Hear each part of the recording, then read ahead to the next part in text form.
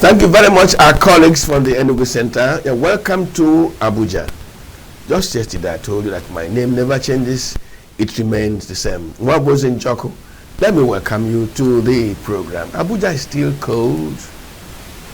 I'm getting a little relieved. I want to believe that by the end of the week, this voice will clear. But what's important this morning is what some groups say is insensitive, selfish, uncaring, and that the issue is leading the president into temptation. And what is it?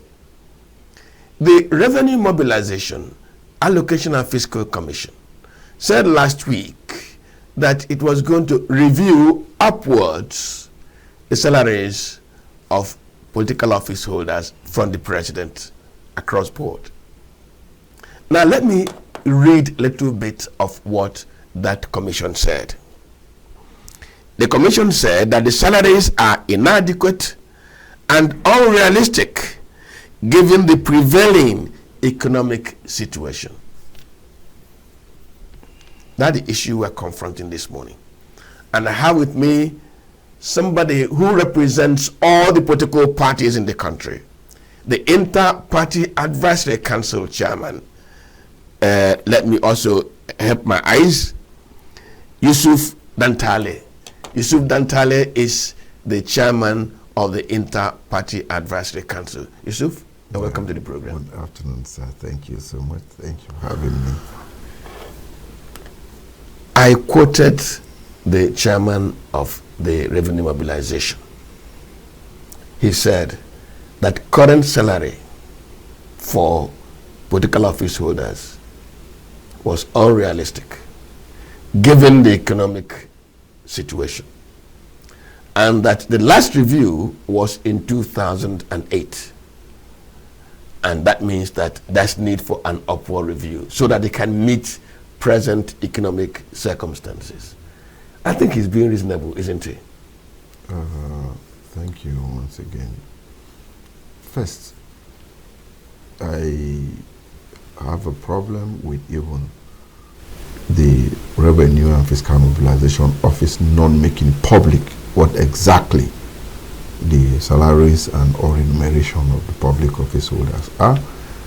Recently, or in recent past, there were arguments in the National Assembly, particularly the Senate, when there were arguments on what exactly a take-home pay of a senator is. One was there's a lot of denials and argument, and so that alone in itself doesn't show transparency, and because there's no transparency, it will be difficult to say exactly what it is. But for us, I've been in one position I've always maintained, and one of the major problems we have in this country is monetization of politics, the lucrativity of political office holding in Nigeria, and that is largely responsible for why political actors deploy all arsenals at their disposal, whether it is legitimate, whether it is illegitimate, to ensure that they capture power.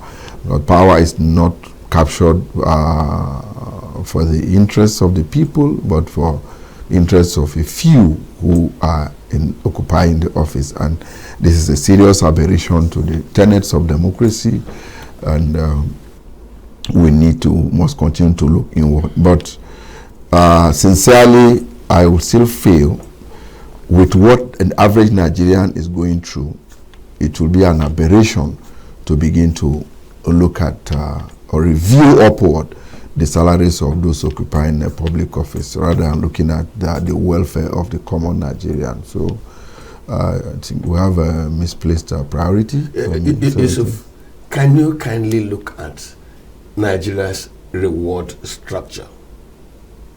How much does the average civil servant earn? And what does he input into Nigerian development? How much does the Nigerian teacher earn? And what does he bring to the table when it comes to national development? How much does our intellectual earn? and look at his contribution to national development. The Revenue Mobilization, Allocation and Fiscal Commission, does it look at the salaries of politicians alone, or should it, or does it look at Nigeria's reward structure and what people, what professionals, what operatives are contributing to national development? My response to this will not be restricted to the salaries of the public office holders. I would want to relate it to the state of the nation, and then maybe spirit of nationalism and commitment of a civil servant or Nigerians to public service. You can't, if we have a problem that nobody is really focusing on, which is corruption in our political lives, in our economic lives, in the social lives, in everything, all facets of our life. Corruption is a major impediment to national development. Okay, now if you look at, now we talk about election at times, we'll begin to look at maybe officials of INEC, security agencies, political actors, the judicial officers, and also everybody is expected or expect something personal, a form of reward, okay, through the back door from and one of the, if we must be realistic, you understand that the salaries or basic earning of an average Nigerian worker cannot give him the basic needs of life. There's no, what is the minimum wage, for instance, for an average worker? I think it's about 7-something thousand naira. Yeah. So 7,000. What is the cost of one bag of rice? And then maybe wonder what, before you talk about transportation, if you take maybe you want to fill a car that has maybe one tank is 80 liters, for instance. So that's the end. One month salary is gone, and you know. So what it means is that as a civil servant, you cannot own a car, you cannot feed yourself, you can talk more of medical services, and then taking care of your family. So if this is like this, if this is the reality, what it means is that people will be forced to innovate their own ways because we must survive. So in the course, that innovation will now come in form of corruption, that people will find it difficult to do what is right, because you will constantly try to circumvent the rules to ensure that you meet up with the basic necessities of life. So we have serious problems that cut across all aspects of our life. If the right thing must be done, we must look at the foundation to our problem, and which is corruption. And then, why are we corrupt? Why do people do what they do? So we must look at the basics. So it's a whole lot of problems that we need to look at. Nigeria, we can't get the result that we want sincerely with the way things are. It didn't just start today. Okay, it has been a problem. It's a cumulative theme. Okay, look at what is the value of the naira itself. So these things are. Yeah, but you see, the Revenue Mobilization, Allocation and Fiscal Commission is considering political office holders. In this analysis, you have drawn attention to the fact that the earning of the average civil servant cannot take him home. A bag of rice clears his 1 month salary. Yeah. A bag of, a full tank in his vehicle, his 1 month salary is gone. So if this commission were to be fair and equitable, yes, it would have laid out a framework for reassessing national reward structure. That's the point I'm trying to make. Now, if you say, let us review the salaries of these political office holders, and you leave the worker, are you not leading the worker into temptation? Because he'll be more innovative in looking after himself. I am not an economist. I'm a farmer. Yeah, I'm in the studio now, so I'm a farmer. But commonsensically, yes, no society survive focusing on consumption. For me, in my own layman perspective, you can't. The more you increase there's some, at least in my elementary economics, there's what they call is it demand supply? Demand push inflation. Yes. Okay, that the more people have ask for something, the more so there's inflation resulting from the availability of funds in people. But what can that fund? Because the more you increase, the man who is selling goods and services in the market was, oh, this is profile, I think I should also increase. Yeah. You know, so things like that. I don't know why. But what I think we should look into as Nigeria is domesticating the solutions to our problem. Now, for instance, the president is outside the country seeking investors. I don't know how you will bring in someone to come and invest in a society that the requisites for investment is absent. And what are these requisites? First, let's look at the judiciary. I've been saying this for some time, that where you have a judicial system that is not really sincere to its citizenry, it will be difficult for someone from outside to come and invest using that same law. The NBA conference yesterday, I was listening to the Sultan of Sokoto. I read something too about former President Goodluck Jonathan, and it confirmed, it strengthened my position in the past, that where you have a situation that the judicial system will say or will make different and conflicting pronouncement on one issue, nobody will trust your system. Courts of coordinate jurisdiction, delivering contradicting judgment or giving orders, okay, that do not reflect justice. Nobody will trust your system. Where the political system or the political class will determine the outcome of judicial interpretation. That's the problem. We must begin to look at these things. Look at energy, for instance.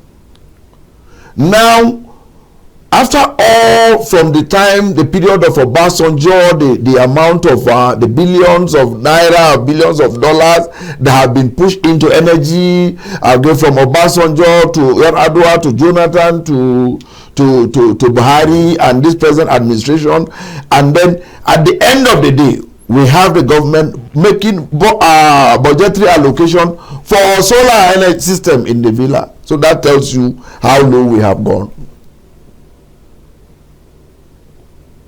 Then what about security? People can no longer go to the farm the way we used to. So what are we producing? So we must begin to look at, yes, nobody go in isolation, but I think we should predominantly look inward to see, do we have, for everything we want to do, we go out, we bring in the man in China, the man in the United States, the man in some of this. No, we have some of these people who are better. We have them in here. Why can't we domesticate, at least fix our own schools and then begin to look at what do we have? We can't survive it. Looking at the external world to come and resolve the problems in Nigeria, sincerely, I don't see us getting. Let us look at the likely consequence of this move by Revenue Allocation and Fiscal Commission on Nigerian politics. At 1.5 million naira per month, I want to believe, for the president, they say the salary is low. About 1 million naira for the Senate president, the rest they say it's not good enough. Now, these salaries are not good enough, yet people are committing murder, stealing ballot boxes, using thugs to go into an office whose salary is so small, according to the Revenue Mobilization and Fiscal Commission. He said the salaries of these political office holders are not adequate for the times. Yet when they go for election, they do every other thing. And I'm talking with you this morning because you are the leader of the umbrella that governs the political parties. Your members. I'm not the leader. I'm just the chief servant. Okay. So what we do, we don't have executive powers. Yes, but we advise. But we advise. We have a voice. And these advices we have been constantly we give. Okay, inside we give, outside we give. Like the same thing that we are saying now. Of course, we are saying about how we are trying the best we can. We are doing it. We have never stopped. Okay. We have never shied away from telling the truth as it is. We discuss this within, we discuss this outside. We tell it is a serious aberration.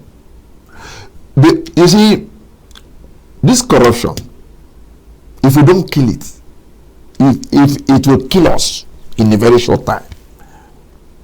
Because we lie to ourselves a lot on the reality of our situation. Just like you said, why do we have to continue to circumvent the rules? Why do we seek these offices? Is it for us? Is it for the people? If you are seeking this office because you want to serve the people, why do you want to serve the same people? I said something earlier that we must make these things revenue and fiscal commission must make these things open to people. We have to know exactly what goes. Apart from salaries, what are the other allowances? That we should know these things. If you don't know these things, we'll just be talking in the air. You have not disclosed publicly what goes into the pockets of this office, occupiers of these offices, okay, in the name of salaries, in the name of allowances. At times the salaries are even insignificant, but some of the most of the allowances that go. So these are the things that Nigerians need to know, so we can cross-examine this thing objectively. Well, earlier yesterday, we had a conversation on the outcome of rerun election in Enugu State, where somebody in prison won election, where there was allegation that the other parties did everything to stop him from winning, where it was alleged that a minister came with thugs to disrupt the electoral process. You know why I'm raising that matter? It's because for people to invest violence, to invest their money, to be able to disrupt or to win an election, is it just for the service they want to render, or is it for this paltry sum of money which the commission says they will earn? I need clarification. When you say somebody in prison, is it somebody who is having a jail term or somebody who is just in detention? The man has been sentenced. Let me give his name, if I remember still. The man has been sentenced to 7 years in prison. When and how? A magistrate court. Just a minute, let me give you all the information. But he has appealed. Okay. Okay. He has appealed. Okay. So his case is, but confirmedly, a magistrate court has sentenced him to 7 years in prison. Okay. But he has gone on appeal. Okay. So the appeal has not been heard. So he cannot call him a convict. But the point I'm trying to make therefrom is that the struggle to enter that position is so much that it warrants querying if this paltry salary is what is attracting such investment. I think we should separate this. We should separate this. If we are talking of a man who is on trial. Yes. No. The point I'm making is people are investing to stop him. They are investing resources. They are investing thuggery to stop him from earning a paltry salary. No, but it is not about this. We just said this. It's not about the salary. It's about let me say, will I say the other variables, okay? The other variables in the office which is not made public, and then the effect of corruption. You see, the by-election, it's not just the by-election. we need to know, we need to see, to review why people seek political office. So this problem is deep. Honestly, I just pray that as politicians we don't destroy the system the way it is, but what is happening today is not encouraging, honestly, and I just pray that we don't derail these things, because it's all about our interests, not about the interests of the people. What are we seeking? When you begin to review what, at times you see somebody occupying political office, you ask yourself, how did this man get there? Are you getting me? What is his? What does it offer society? You know. So now, what do we really want? And apart from, even the common Nigeria is guilty of some of these things, because some of us do not want to sacrifice.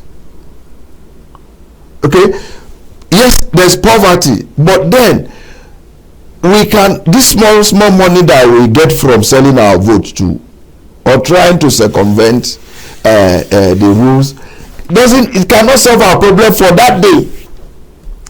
So why can't we just sacrifice?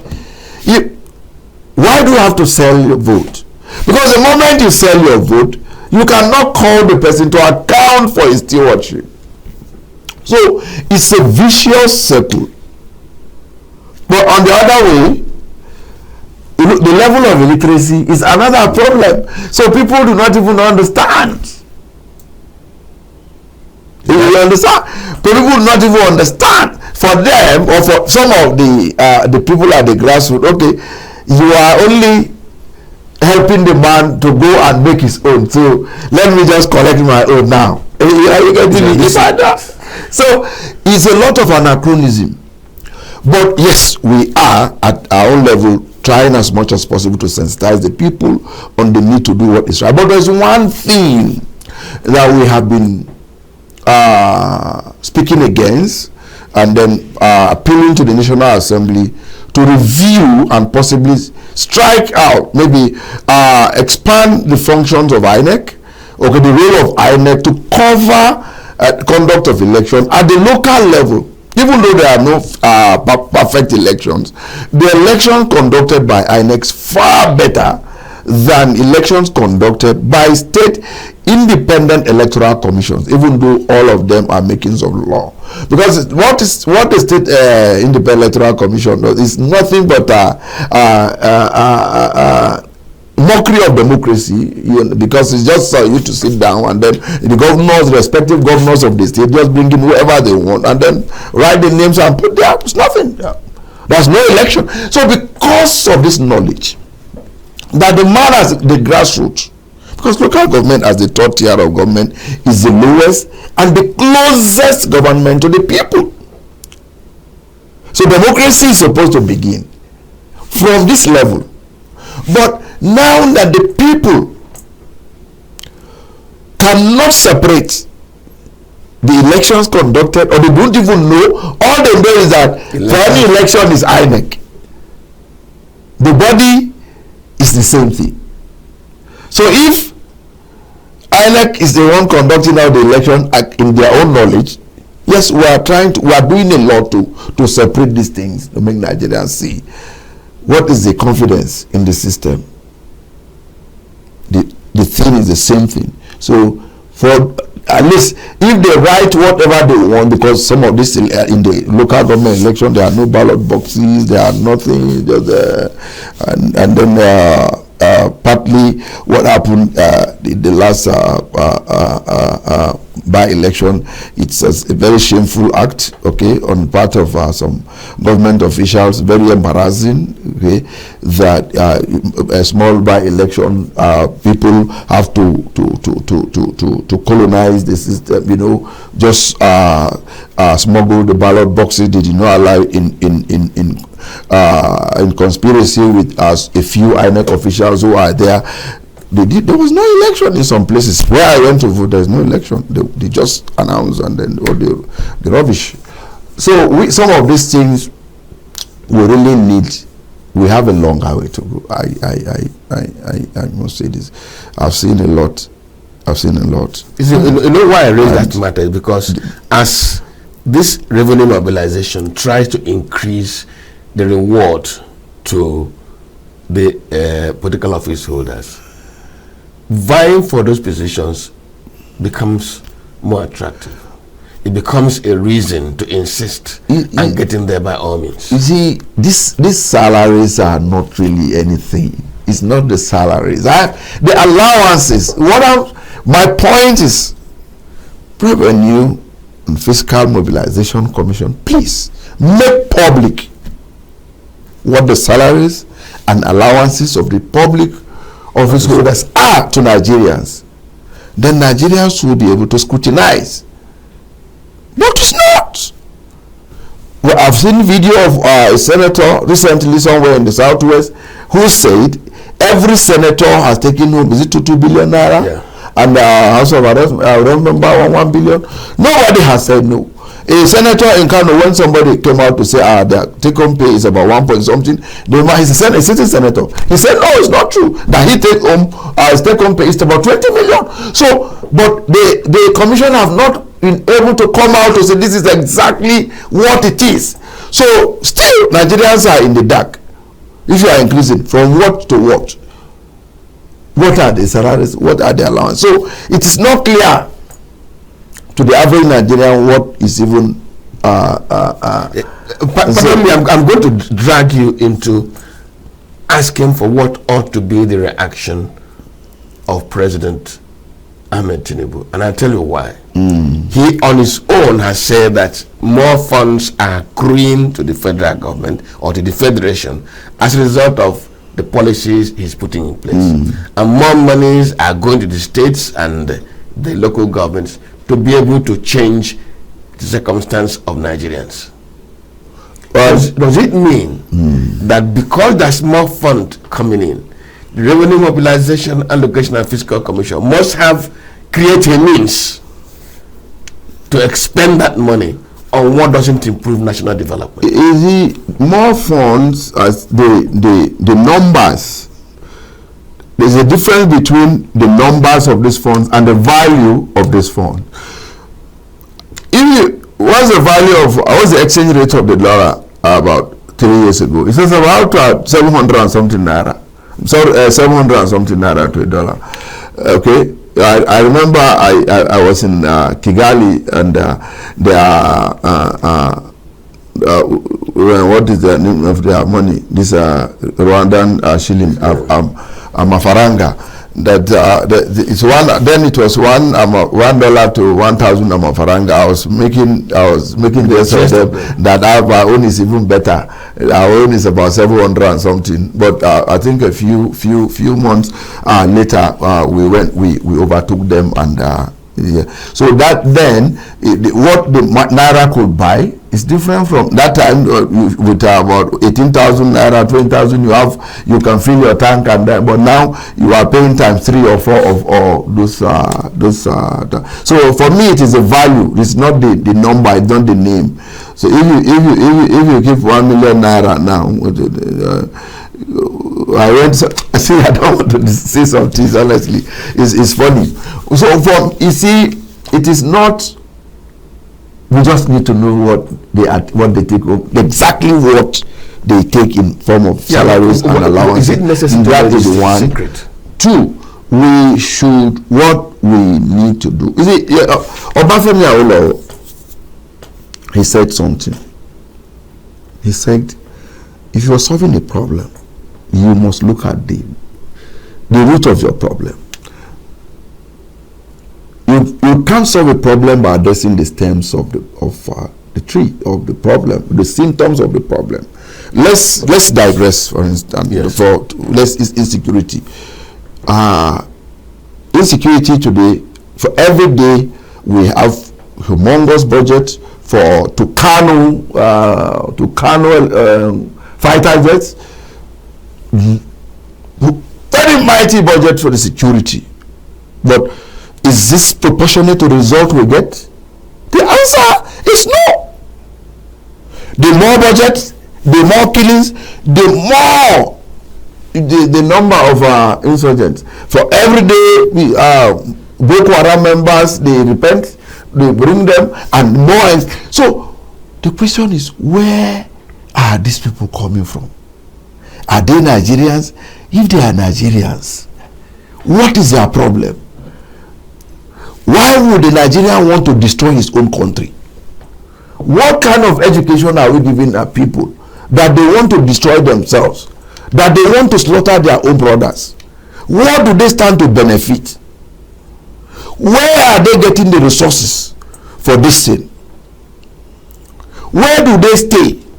Okay, for some of the weapons that they are bringing in, because just like any other thing you buy, you import, well, like vehicles or some of these things, there are serial numbers or for some of these things.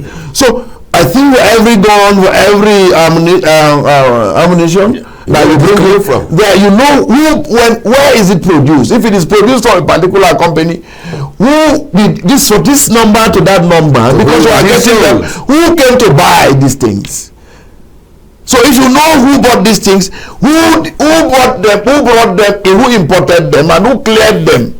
So I think for me, the way the world is today, some of these things are traceable, you know. So but somehow the more you look, the less you see. So we have to look at these things. Why do we have this thing going on?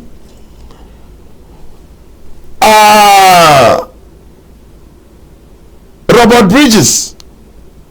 Not Robert Bridges, no, is it how called Parsons? I'm trying to figure out the name of the scholar who tried to categorize people's responses to social situations, the social theory of anomie, is how called Parsons. Theory of anomie, okay, how people react. He categorized them in the 5 stages. People conform, some people innovate, some people retreat, some people ritualize, and some people rebel against the system. So what does he mean? That people, those who conform plus, they accept both the values and the means of attaining these values in the society, and the second group will, okay, no, see, we accept the value, but because the means is not really available, okay, or accessible, they innovate their own ways, and this innovation could come in form of armed robbery, in form of prostitution, in form of kidnapping, in form of, all they want is a value, but they have to innovate their own ways. And some deviation, yes. Then some will now retreat into drugs, so just to get that utopian or utopianistic satisfaction, that creating a vacuum, that okay, a world that doesn't exist. And then some will ritualize. That's where you have the born again, or the born againistic idea that you go to maybe in Islam, where it's like, okay, fine, let me just, since there's a war, another world after here, why not let me just follow the rules and according to the dictates of the scriptures, and when I die I have a golden building, and no. But the last group will say, no, we must rebel against the system. Okay, no, you have some boys in the southeast in the name of Biafra. You have some boys people in the west in the name of Odua people and all that. So these things are symptomatic of the problems that we have refused to address. Why do we keep killing them? And their numbers keep swelling.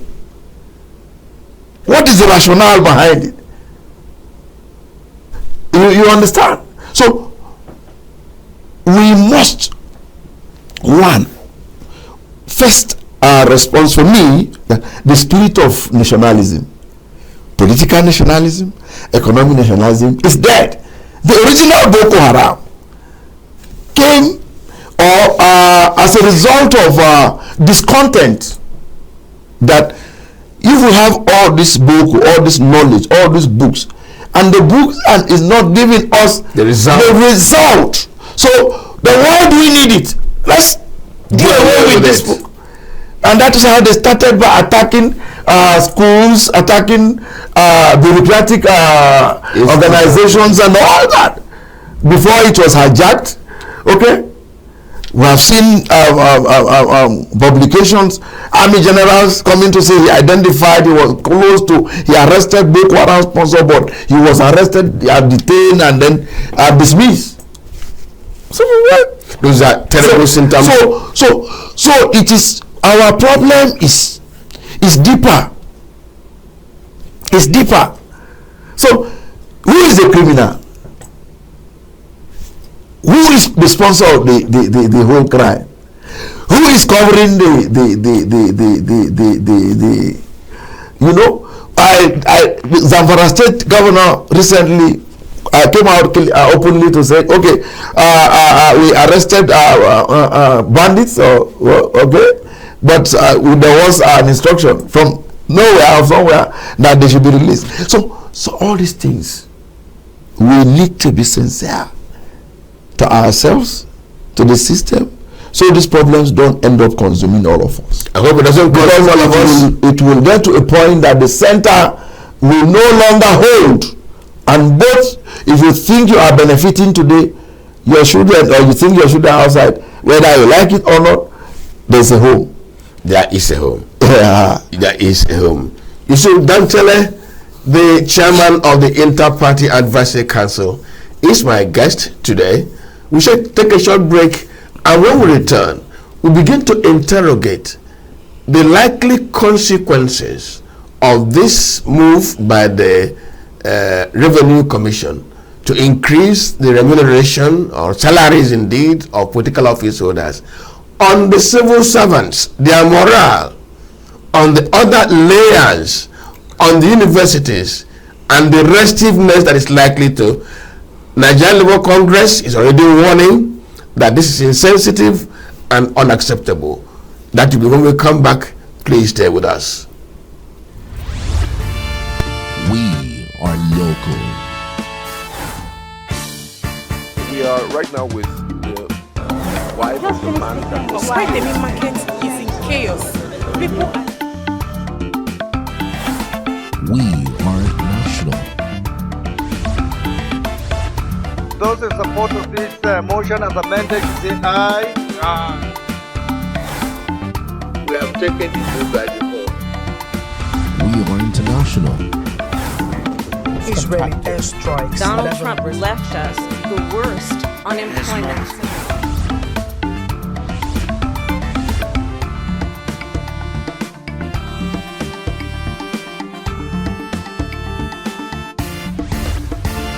Signature TV, news in your pocket.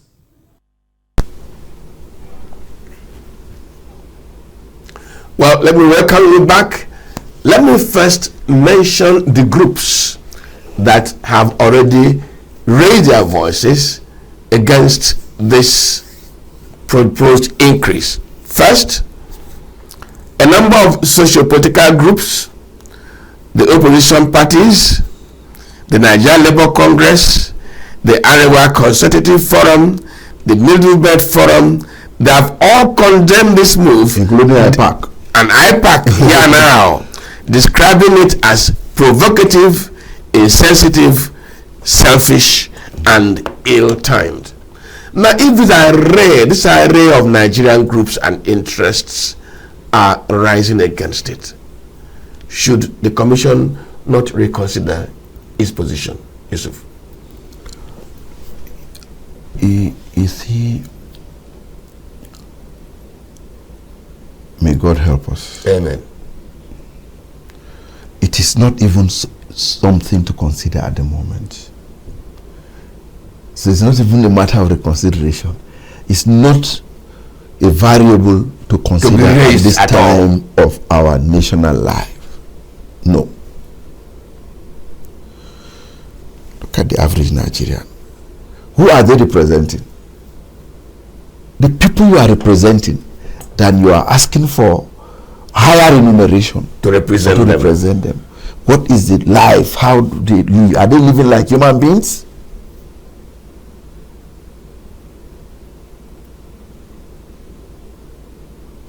So it is not something to even consider in the first place. If you want to consider, okay, fine. If you want to bring it on board, what exactly current take-home pay of let me give you figures, and these are from the same Revenue Commission, not total figure. It says the president currently earns 1.5 million. It's not this, excuse me, sir. Yes, I'm quoting. I'm quoting the commission.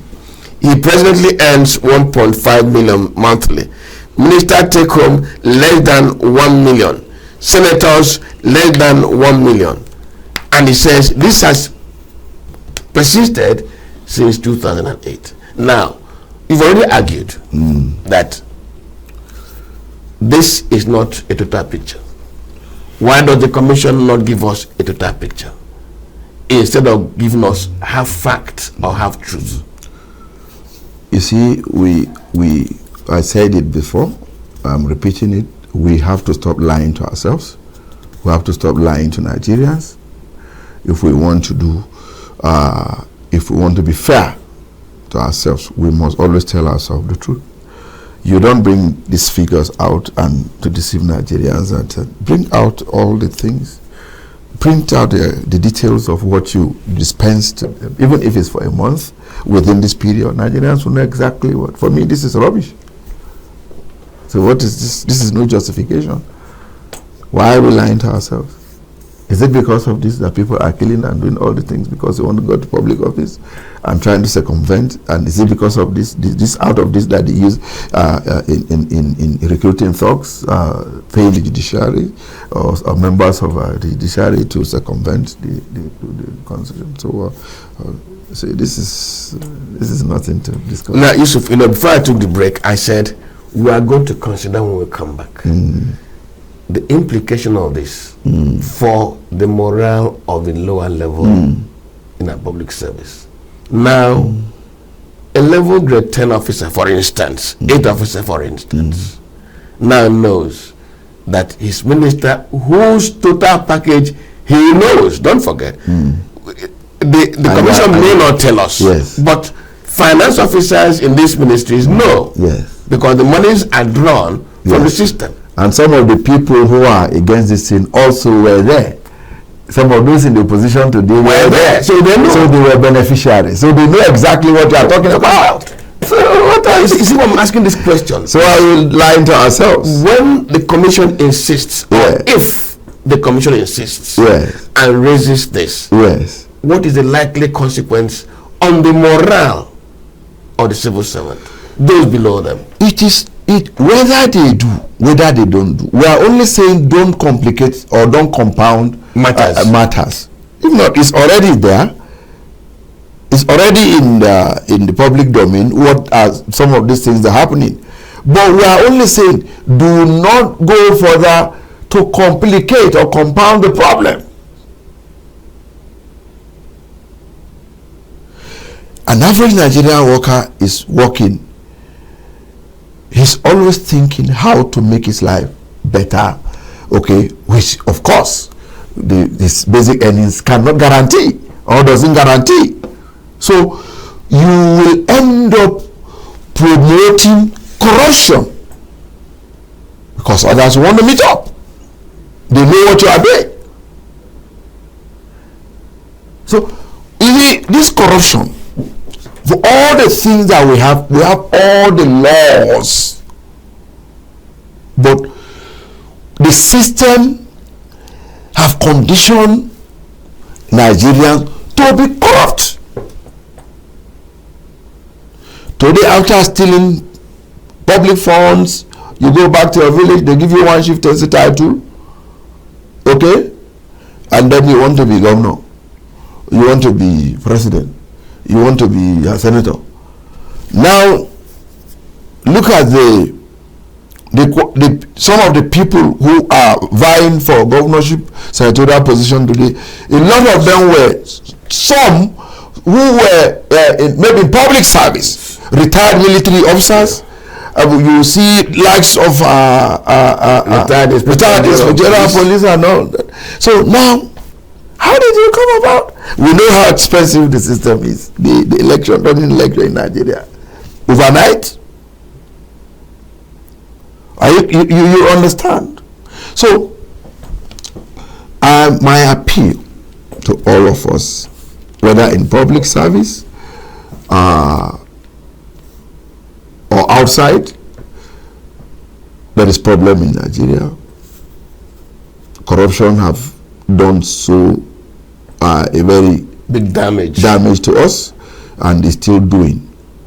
We must be sincere. All the societies we are running to, taking our children to the schools, they are going to attend their hospital or health facilities, and going to have a second home. Is this how they survive? No. They operate transparent system. Do they still like this? No. So if we will always continue to compare our rate of development or to these societies, okay, and feel they are better, we should look at what we give to the system, how we have run our own lives, how we have deliberately damaged our own lives, our own system, okay, and then coming back again to condemn. You don't expect the man who works as a gate man, fine, to be too committed, okay, or your subordinate, let me use that, to be committed to making the system better when he knows that what you do is to collect the money and yet you are being given more to continue and the you are not corruption. sincere to the system. So we just need to review our public lives. We need to review our social economic life. We need to love this country. Nigeria has given so well to some of the people, okay, who are leaders today. If you have benefited from Nigeria, why do you want to destroy it? Why won't you at least make it better for those who are yet, okay, who are coming up?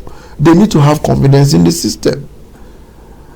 Okay, Nigerians trying to now a lot of organizations are selling ideas in Nigeria about having series of different types of passport. Okay, all in the name of trying to Japan. Of course. You know, so let me draw your attention to something. I've been thinking, I'm looking at how to handle it a little carefully, so that I don't get misunderstood.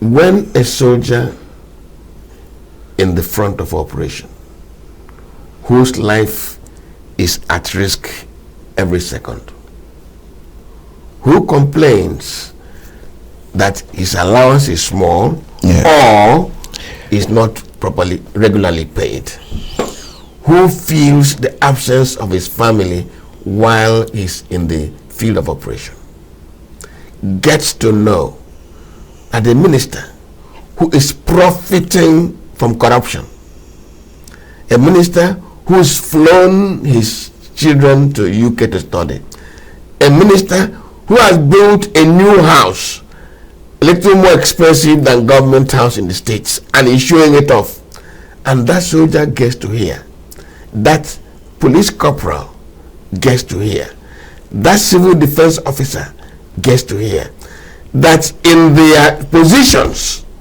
the Revenue Mobilization Allocation and Fiscal Commission is giving them more money without considering his own sufferings and the life he puts at stake to defend Nigeria. What is the likely consequence of the morale of that soldier or that police officer or that naval officer? There's nothing to be careful about. There's nothing you are saying that is bad. You are only describing the situation or analyzing the situation, and then people's the responses are, of course, natural. You see, today, when I was younger, you cannot even discuss giving bribe to soldier. You get it? You want to give soldier money? You can't. I will ask you to put that money in your mouth and be doing wrong job. But today, of all the checkpoints you go to, now you have military personnel. You have one civilian standing somewhere by the side who is taking the money while they are for them. It's, soldiers take 20 naira now. Before it was known to only a few in the police, but now it's no longer. If you are discussing with some soldiers or military personnel, they have what they call officers and the soldiers. You getting me? So when you say the officers are different and then the soldiers are or rank and file, don't know how they call it. You see, the thing is that we must fix Nigeria. Nobody will come and fix it for us. Corruption has done tremendous damage to us. But that doesn't mean we don't have good Nigerians. We have a lot of good Nigerians. Are you getting me? But we need more to make things better. There are people trying to make things better, a lot. Okay? Like this, when you said the president talked about the volume of money given, the same president came out to say, ask your governors, I gave them this, I gave them that. What are they doing with it? The same president, the Attorney General of the Federation went to the Supreme Court, okay? And then the federal government won that matter, that there should be direct disbursement of allocation to the local government. But up to now, it's not implementable because the governors they are still holding the system hostage. They are not implementing financial autonomy. So the same way we have been trying to see that Nigerians elect their local government chairman and councillor. Some governors are too powerful. But we are still appealing. Don't push Nigerians to the wall. If you push Nigerians to the wall, the result will affect all of us. But we don't want to get to that point. It is not good. We have to be careful. Let's build a system that will, at least our generations, because how long are you even living on earth? How long? No matter what. It's just a short period, and then, but what have you, most people who have made names, who have globally, it's not about the volume of money that they accumulate, but the legacies they left behind. Okay? So this system must not go down. And I will appeal to Nigerians too. The common man, please don't sell your votes. While you vote, try to be there to protect your votes too.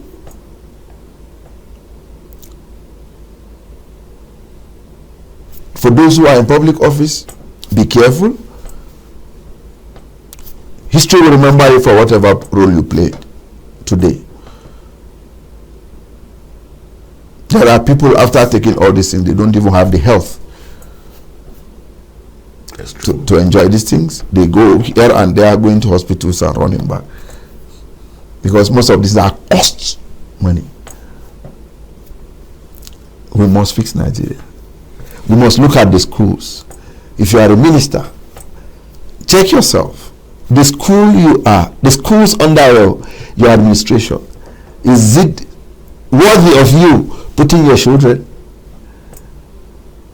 If you are the Minister of Defense or the Inspector General of Police or Chief of Defense Staff, sincerely, can you walk straight to on your street, in your village, in your home without backups? If you are Commissioner for Health, the hospitals under your administration, or Commissioner for Health in the state, can you confidently go there to be attended to health-wise? We should begin to ask ourselves. In other words, there's more to it than raising salary. Yeah. So if you are Minister of Roads or Commissioner for Roads, the roads you are, sincerely, can you ply it? You understand? We must not destroy this country. Nigeria is God's own country. It's still beautiful. I love this country. And I know majority of us love this country. But we must not, with our actions and inactions, destroy it. Nigeria is going down. Well, we pray that Nigeria doesn't go down. Yes. Yusuf Dantale, the chairman of the Inter-Party Advisory Council, has been my guest in the past 55 minutes to 56 minutes. We've been interrogating the move by the Revenue Mobilization, Allocation and Fiscal Commission to increase the salaries of public office holders from this president down to governors and all that. And his position is there's something even more serious: corruption. Why do people invest so much to arrive there? Is it because of 1.5 million? It's not it, he says. Attend to it before that corruption attends to us. And let me borrow from him, God forbid, that corruption should kill us. We will kill it. Let's thank Yusuf for coming to the program. Yusuf, thank you very much. Yeah, welcome, sir. Thank you so much. Great. Sir. Thank you so much. This conversation never ends, of course. You know, it continues day after day. Let's meet again next edition. I'm Wabuez Njoku. Good morning.